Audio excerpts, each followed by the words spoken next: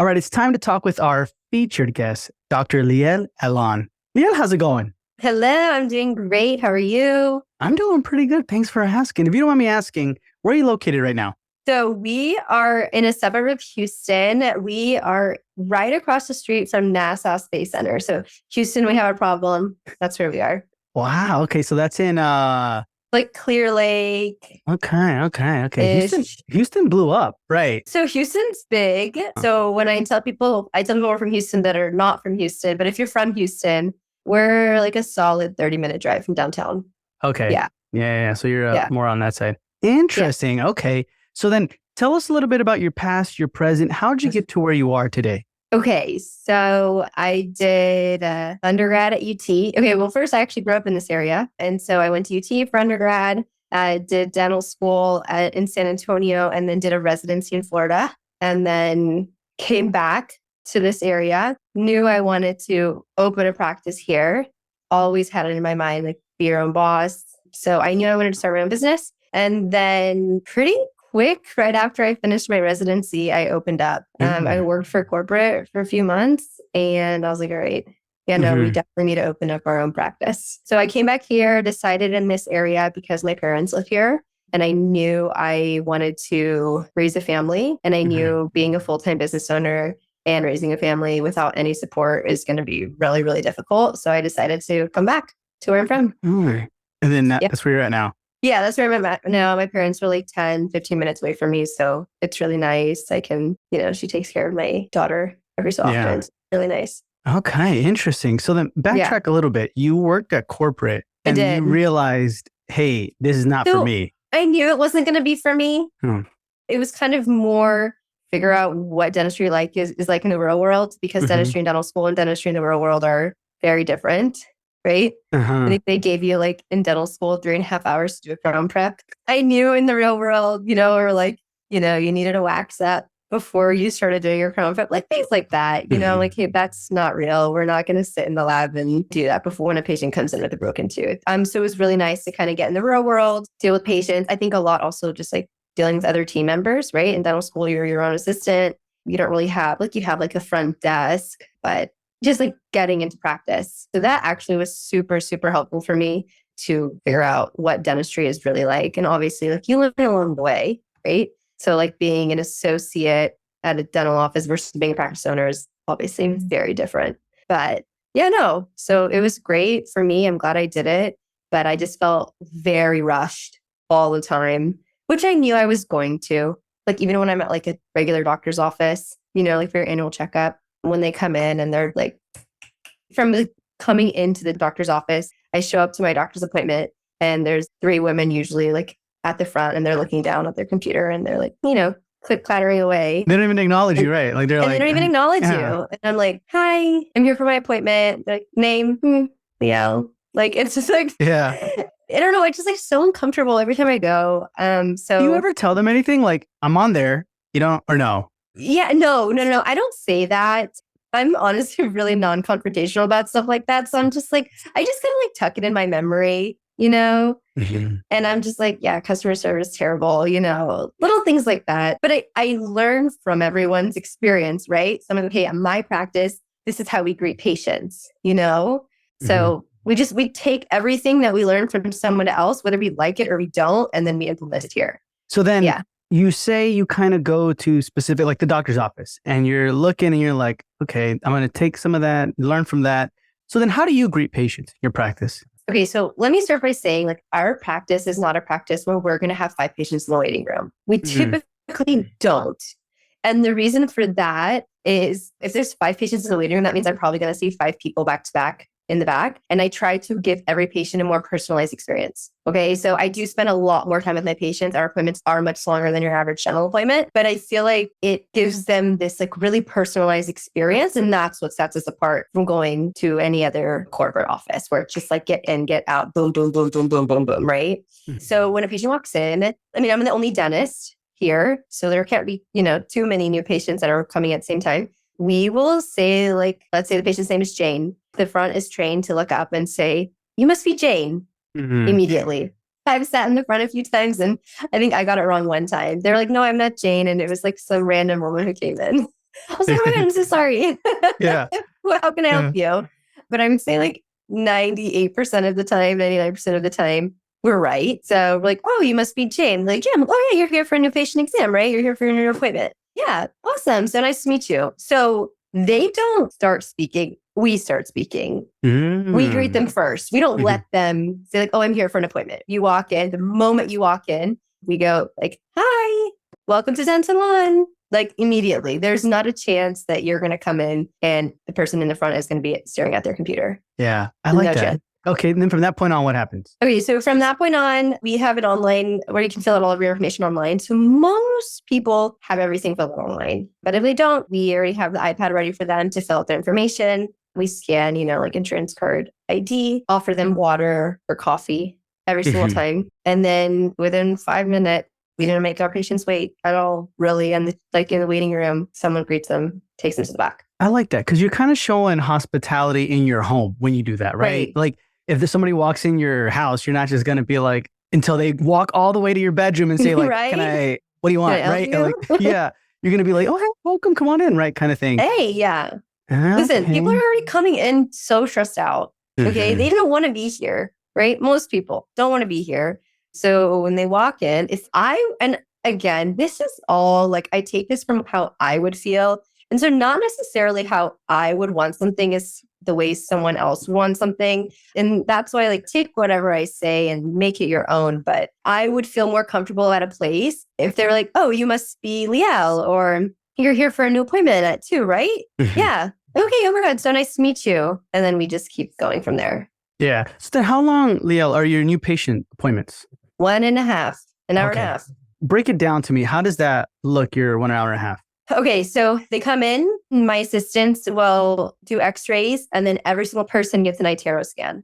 And then depending if the hygienist starts with them or I start with them, it doesn't really matter. They get perio chart in. We go over like existing and then findings, oral cancer screening. And then I usually come into the room and that's where I go over x-rays and iTero. And that's really where, for me, iTero is huge. They can see what I'm talking about. I just start on the upper right and I just start showing them everything. And honestly, it's not fair to say most dentists don't do this because I actually don't know who all does this and who implements this in their practice. But I know from where I was working, they didn't do this because it was like get in, get out more. And so we sit with them, we talk to them. I give them a lot of like oral health tips. They don't really ask like, oh, like, how do I brush my teeth? They're like, what toothpaste should I be using? They don't ask me that. I just give them the information. And then we sit, we talk. Obviously, like I try to get to the limit of hair before I'm like, hey, sit back. I'm going to look into your mouth, right? Where are you from? How did you hear about us? Every single patient that walks to the store, how did you hear about us? And then, oh, you just moved here from where? I ask them all the time, where they heard about us. When was the last time they saw the dentist? Anything hurting you? We try to get to know you a little bit more personally. And then we go into the dental side.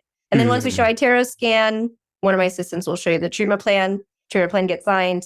And then we start on a cleaning or same-day treatment. Okay, that's good. So hour and a half. So you take your time. Or let me ask you this. How long have you been open for? 3 years. 3 years. Okay. Oh man. So you opened like in the middle of COVID. How was that like? I mean, I am going to say that it was a blessing in disguise. 2 reasons. One, the interest rate on my loan was way lower than I would get now. And because it was like kind of in a way like a steadier, smoother start. And we were just getting to the point where people had officially definitely not been to the dentist for at least a year. And for some people, not going like a year was like, they were embarrassed, right? 2 of my startup, they hadn't been there for at least 2 years. And then they were getting more embarrassed. You know what I mean? So like a lot of people, while they had taken a break, I don't hear too much from my patients that the last time they saw a dentist was before COVID. I heard that a lot before at the beginning. So we were getting all of a sudden an influx of more patients. Gotcha. Okay. So then it kind of was like a slow start, but like a needed. Listen, I would have much rather started when I did versus starting in March and shutting down. Yeah. Right? Yeah. Everything had kind of started. I mean, I live in Texas, right? It's different where I live. So things had already started ramping back up. So I didn't have to close my office. And I think that's what helped me. Any techniques that you were utilizing? Like, were you doing emergency onlys or anything like that? Or no? Not once I started. You just opened up and was anybody hesitant or everybody was just like, nah, let's go? No, people were definitely hesitant. But I mean, at our office, like everyone was wearing a mask. You had the option to curbside check-in if you wanted to. Yeah. Again, like I said, there aren't many people in the waiting room. So you, in a way, have the option to not be around a lot of people. A lot of patients like never knew what I looked like because I always had a mask on. Yeah. Interesting. Okay. So then real quick, how many new patients are you getting a month right now? Probably around 25-ish. Okay. Now, to you, when it came to like your first opening up and ramping up and breaking even, how long did that take? Not long. You immediately broke even? Oh, I mean, like, let's say that after the first month that we started work, first month, maybe 2 months, I did not have to pull into my like extra cash fund that I had from my loan to support me, if that makes sense. I mean, obviously I wasn't making too much there, but I didn't have to pull anything. I was living very frugally these first few months, but I still was giving myself, I was still paying myself. So then if you can give us some, I guess, systems or strategies or your advice on what we could do to start seeing that for ourselves. Like, let's just say we're about to open up and we're afraid. We're like, are we going to break even ever? Or maybe they're in that little, dilemma where they're already open and they're having broken even. So I think it has to do with, do people know you exist? Like visibility. I'm a big person on location. I definitely don't think my office would be as successful as it is if I was in a like office building. Definitely not. If you already have opened your practice, obviously this information, it doesn't really help you because you already have a location. But I am a big, big believer in visibility. So if you have not found your spot, I would rather pay more for location and visibility than having to put that money towards marketing. Gotcha. Okay, so location number one. Number one for me. Okay, and then what else can we do? So I think what helped my office is that one, it was off a very busy road. Okay. Another thing I did was my signage is really big and it's a picture of me on it. So when you drive down the road, my face is huge right on the side of the road. My face is huge. You really can't miss it. And we're also right in front of a really big neighborhood. And so when we started where we like coming into this office, there were a lot of dentists near me, but a lot of dentists, which is really unfortunate, have either passed away or have closed their office or have sold their office. So all of them were around the point of almost retirement. And so I was more of like the newer dentist on the block. And I think that is also what had set me apart, is that I had like the newest technology and things like that. Yeah, gotcha. I pulled your Google Maps. You're right. You're like, it's not on the building, right? It's on like the side where it says Dental Lawn Dentistry. Then it says right there. And everybody on the freeway, it's right when you come off the freeway. Oh yeah, you're right. I'm telling you. And it's like right there where everybody can see you. This is really, really terrible. But there are a lot of car accidents right there. And so traffic always gets backed up there. And I'm like, oh my God, I really hope that person is okay. But at least they see my sign. At least they see my sign. You're like, oh my gosh. I'm like, oh my God, another accident. When I'm like, oh, this is a sign. No, I get you. Okay, wow. So can I ask, how'd you find this location? Okay, so I grew up here. So I always knew about this building. Oh. I have some family that's in real estate. And so I had always just asked them to keep their eyes peeled for me for places in this area. And then I knew that this building, that the person who was leased, I knew their lease was ending. So they had outgrown their area. Like this building was too small for them. And so I went in and I was okay. Perfect. That was awesome. Yeah. And then for the moment you were going to open up, what were you doing before that when it came to your team hiring and marketing in order to make sure on opening day you were like, not crickets? No, opening day we were crickets. Really? Absolutely. Oh. Absolutely. No, I commend people that are like, oh my God, I haven't opened yet. My schedule is booked out 2 weeks. That was not us. And I'm not going to sit up here and say it was. I remember I had hired, so I sole doctor, no hygienist when we opened up. My husband runs the business side. So my husband was sitting at the front and we hired one assistant. I remember like, I like went through my schedule, whatever, like a year ago, going back from when we started. And it was like one patient Monday morning, two patients Tuesday, another patient Wednesday. It was bad. Oh, okay.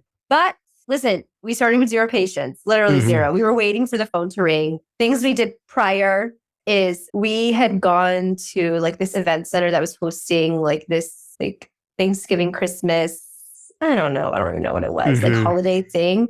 And people were coming in like selling their like goods and their services. And we went in as a dentist. So we had met people there. Remember, the neighborhood is right by. So people drive by all the time to get into their neighborhood. And so we had a sign that said now open. Do those signs work? Like where it's like now open or grand opening and stuff like that? Huge, huge signs. I think it is for us. Okay. Another sign that we have, and this is like, I thought at first it was a little tacky. But I have taken that. I decided it's not as tacky anymore because at the end of the day, it puts food on my table. So I have a walk-in welcome sign. Like an A-frame sign? So like right where it would have said now open, there's a walk-in welcome. And I switched that out. So like when I was looking for a hygienist, it said hiring hygienist, like things like that. So I go on Vistaprint and I order these massive signs and I just put them on my signage. And it works. I have a hygienist. Yeah. I have walk-ins. Yeah. I don't think that's tacky though. I'll tell you what, it's like, because I don't love, at least at my office, I don't love when they're like signs on the door and it's like $99 exam. You know what I mean? Or like the services that you're offered are on the window. I personally don't like that. And so that is why I thought it was going to be a little bit tacky that said walk-in welcome. But honestly, for the most part, it's always worked out. A patient walks in, we have a little lull in our schedule, or even if we don't have a little bit of a lull, we'll squeeze them in. And then that emergency exam turns into a comprehensive exam at some point. Brilliant. Yeah. No, that's really good. Bring them on. Bring on the walk-ins. Okay. When you were looking at let's like teleport back to that moment where it was like 1, Monday morning, and then 2, in your mind, emotionally, personal life, everything. Were you kind of thinking like, oh my gosh, it would be so nice to just get a paycheck and then go home? Or were you still like, no, this is good. This is fine. Listen, I didn't expect to be so busy. I think I came with like I remember like if we made like a production of $1,000 a day, I would be like, okay. And like now looking back, I'm like, oh my God, we would not be open. We only did that much. But remember, we had a really, really small team. So we could afford not making as much.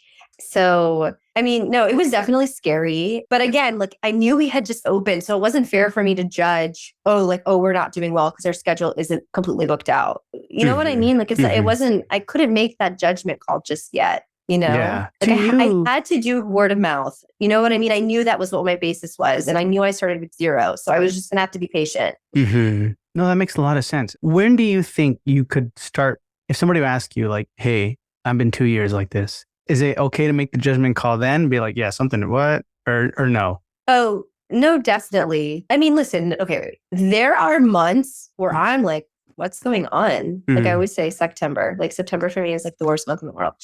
I'm always like, oh my God, this really is September, And I try not to get discouraged. But if I were to have multiple months of September, I would need to start changing something, right? We need to do something different. It's obviously not working. Whether that means put more money into marketing or find a new skill or, you know what I mean? So it just kind of depends. I mean, yeah, if you're 2 years and you're twiddling your thumbs most of your day, maybe, I mean, this is the heart. I don't love doing this. If you can, it's great. But just to kind of make you sleep better at night is maybe just like work somewhere else part-time. But again, not everyone has that luxury of doing that. Yeah. Because ultimately, Liel, what is your goal? I mean, obviously it's like, yeah, I want to make my practice profitable, right? But like beyond that, like, is it freedom? Like you just want to, what would it be? Okay. So ultimately, I would love to only work 3 to 4 days a week, more on the 3, and then have those other 2 days off. Totally. So right now we're at 4.5 days a week. And I will say when we started Tuesdays and Thursdays, we were working until 6. And then after I had a baby, we changed those to be closed at 4. Yeah. So I guess like working less, but still making enough. That's good. Ultimately the dream. Okay. So then right now, I know you started off with one employee and then your husband. How many employees do you have now? 3. So now we have 2 assistants and a hygienist. Okay. How'd you find them? The sign. Oh, really? Even the assistants? Did you put like hiring assistants or? Hiring dental assistant. Oh my gosh. Okay. So that thing works, man. That really works. I mean, listen, people still, I used to have a sign that said now hiring. And then I realized it just wasn't specific enough because I would get people be like, oh, you need an office manager, reception, or this. And like, it was just never what I needed. So I just started making them for exactly what I needed. Isn't that crazy? Like the more specific you get, the better. Yeah. I mean, I still got resumes of people who don't even know what dental assisting is and they would want to be a dental assistant. Yeah. Like, some other kind of assistant, they're like, I can be a dental one too. Yeah. Okay. So when you brought on these people, how's your interview process look like? And then have you ever had to fire anybody? So I've never had to fire anyone. I would say from the 3 years we've been here, we've had 2 other assistants and 1 hygienist. So I've never had to fire them. They left on their own for various reasons. Everyone, for the most part, left on like really good terms. Like they're moving or the commute was just way too long or things like that. Mm-hmm. Okay. But how do I hire them? So they see the sign, they email us, or they walk in with their resume, and then we sit at our office. Almog and I interview. We ask, about them. We ask a series of questions, and then Almog loves to ask like hypothetical. Like he'll ask like, okay, while you were waiting in the waiting room, like what was the picture on the wall? Like he'll ask those stuff. This is your husband? Yeah. Oh, okay. He like really gets to shaking. They're like, no, the other day I literally was like, we've been in this room for whatever. We were like in a hotel and I was like, without looking back, what picture is on the wall? And he didn't know. And I was like, you talk about all things so observant. You're asking these dental assistants 2 minutes in the waiting room. We've been at this hotel room for like a week. You have no idea. So he asked that for observing. Their attention to detail. Yes. Interesting. We always ask like the sillier questions, like, if you were an animal, what would you be? Or like, things like that. I can kind of gauge more or less like dentistry wise, like how much you know. Sometimes I'm like, okay, so if I said like number 3 MO, what does that mean to you? And I can tell you half of the dental assistants that I interviewed, not a clue. And then from that point on, like, this is not going to work. That's like, right. Okay, interesting. Yeah, like okay. I will train my assistant. I have no problem doing that, but I need some sort of basis. You know what I mean? Like I need you to know the tooth numbers, I need a little bit more. Do you feel like you also need a specific type of like character, personality? Like for sure. Actually, all of my assistants are very quiet. Very quiet. Is that something you're looking for? Or? I actually love it. They're really quiet. I will say all of the hygienists we've had have been very bubbly, which I also love that. But when they come into the interview, we are very big on this is an absolute no ego zone. Like there will not be drama in this office. And I, knock on wood, can say that there has been no drama between team members at our office. And that just like makes me sleep so well at night when I know that. The biggest part of ownership is like the team. Yeah, you're right. I hear a lot of stories, and I'm sure you hear this, Liel, where it's like, I dread Mondays because of my team. And I'm like, isn't this your practice? Like your own business? I don't get it, right? But it happens. It happens. No, I love my team. I have an amazing team. I'm so, so fortunate. So, and the assistant that's been here the longest, she's been with me since the day we opened. Okay, that's good. So if you could describe to us your team culture, what does it look like and how'd you get it like that? No ego. There is no, this is my job. This is not my job. Like I changed the toilet paper today in the restroom. Like there's no, I'm above anything. Absolutely not. None of that. So I think because my team sees me sometimes do like tasks, if they're falling behind and we're on the time crunch, they will see me put on gloves and start cleaning up a room. Right. So like I'm in there with them doing what I need to do. If the phone rings and Almog, let's say, is in the restroom, they will see me sprint to the front and, answer the phone. So like they see me sprinting. So if they see me busy, I can see when they sprint to the phone. You know what I mean? Like this is a very, everyone has everyone's job kind of thing. Like obviously we all have our roles, but like we have tried to cross-train every single person at the office to do that. So no ego, number one. And then just like full transparency. Like if you need a day off, just tell me. Like you don't need to lie to me. You know what I mean? Yeah. Like I'm sick. Oh no. Yeah, like just tell me. They tell me, oh, my family's coming into town. I have a dinner later tonight. Can I leave 2 hours early? Go for it. And because I'm like fairly chill about all of that stuff. They always show up on time. Like, I don't have to micromanage them. You know what I mean? Mm-hmm. Like, I feel like my team doesn't like, oh, like we never get time off. You know what I mean? Like, they have the time to do what they need to do. And I always tell them like at 4:00, I'm like, we're all out of here. I want to go home too. You know what I mean? So. Gotcha. Okay.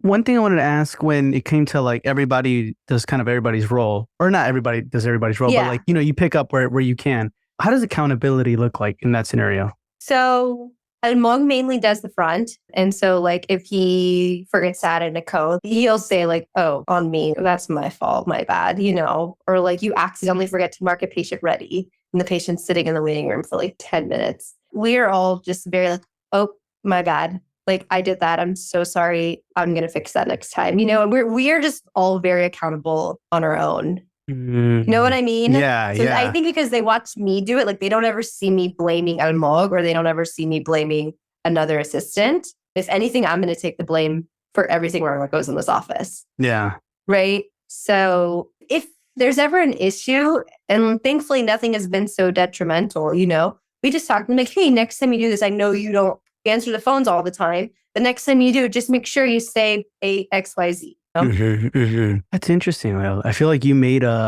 without you knowing it, you made a culture where they feel safe to make a mistake. You know what I mean? For sure. And own up to the mistake, though. That's the important part. They're not just like making a mistake and then lying about it and then blaming somebody else or something, right? For sure. You're human. Yeah. You're human. I mean, I make mistakes. Like, what happened the other day? Like, I think I didn't press send or something for a case. And I told him, oh, I'll send it. And I blanked on it. I didn't send it. A few days later, and Mob's like, hey, this case wasn't sent out. What's going on? I'm like, oh, my bad. Oops. Yeah. Oopsie. Again, like all of these mistakes, like they're not life-threatening. Okay. Like you gotta just kind of pick and choose your battles and like don't sweat the small stuff. Like you forgot to send this case. Okay, send the case. I'm so sorry. It's gonna be here next week. Yeah. No, that makes a lot of sense. We do what we can, right? Like yeah.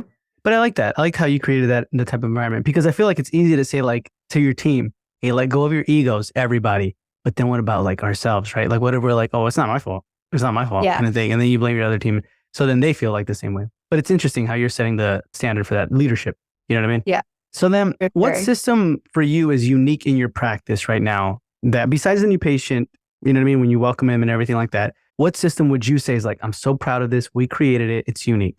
In the office itself, I don't know necessarily if this is part of like office culture, but I would say that I personally call my patients the next day after their appointment. So anyone that has received an injection, I will call them the next day. And I'll be like, hey, Dr. Allon from Dental and Dentistry, just checking on you. And I think that's just like that extra like cherry on top for them.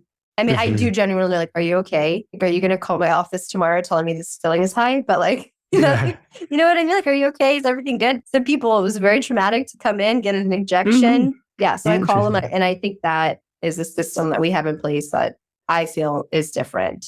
What would you say the ROI, not so much like, oh, more money or anything like that, but like, what have you seen where you're like, oh my gosh, I recommend everybody do this because this is the results that you're going to get? Oh, so some things ROI, I would say my iTero, I've seen a huge, or just because patients can see. I don't have to be like, see this little sliding gray spot on the x-ray? I don't have to say that.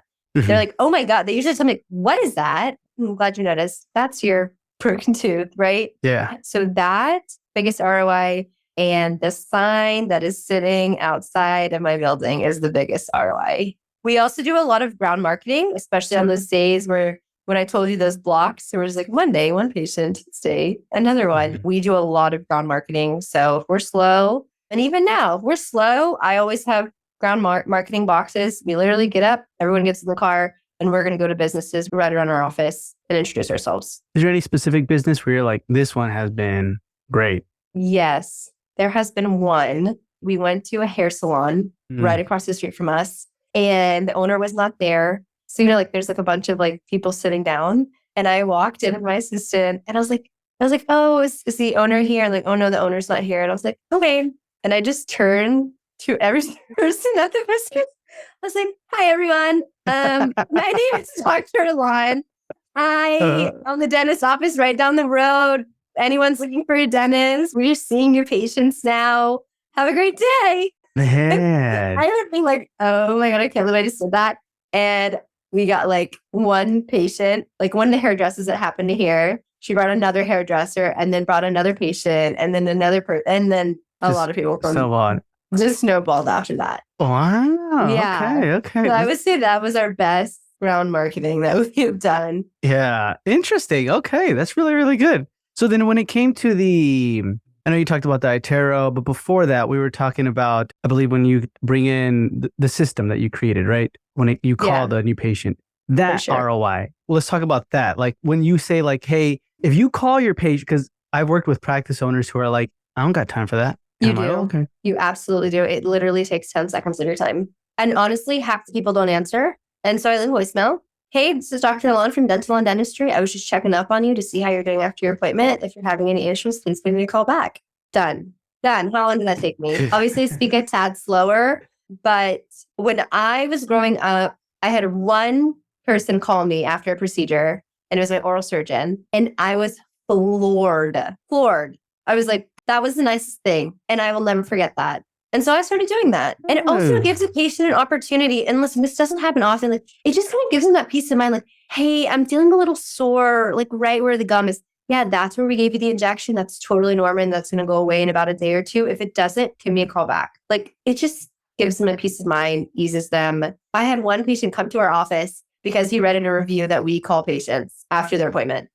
So you got a review and a review and a new patient from it. It's not about the money. It's not about It's not about that. It's simply just being a human and ask them, are you okay? I have been in the dental chair. I don't know about you. I've had a filling and I still think about it to this day. I'm like, that was terrible. Nothing against the dentist. Like, he was wonderful. But like, my God, having to keep your mouth open for like 30 minutes to an hour. Oh my gosh. Injections, that nasty taste, the bite afterwards. Oh my God, it's terrible. It's terrible. So just for someone to call and check on you, I think that just goes above and beyond. I don't do it at the end of the day because I find that you want to go home. Any lull I see in my schedule, like if they're taking an x-ray really quick on a patient, I'm going to call a patient. So I just find them in between my day. I do it. Gotcha. Okay, that's good. Great advice. And then one of the last questions I wanted to ask you is, throughout this process, throughout the part where you opened, or let's talk about throughout the part where you decided you're like, this is it. This is where I'm going right here. This is the practice. Till today, what's been some of your biggest struggles, fails, or pitfalls? I think putting the office together, just making everything like start running here, that probably gave me the biggest headache.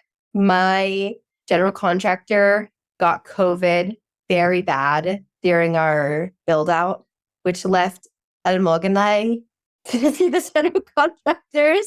Pretty much. And so that was tough. Him and I like don't really have any experience building anything, but I will say I learned so much from it. And while we were building out, I wasn't working.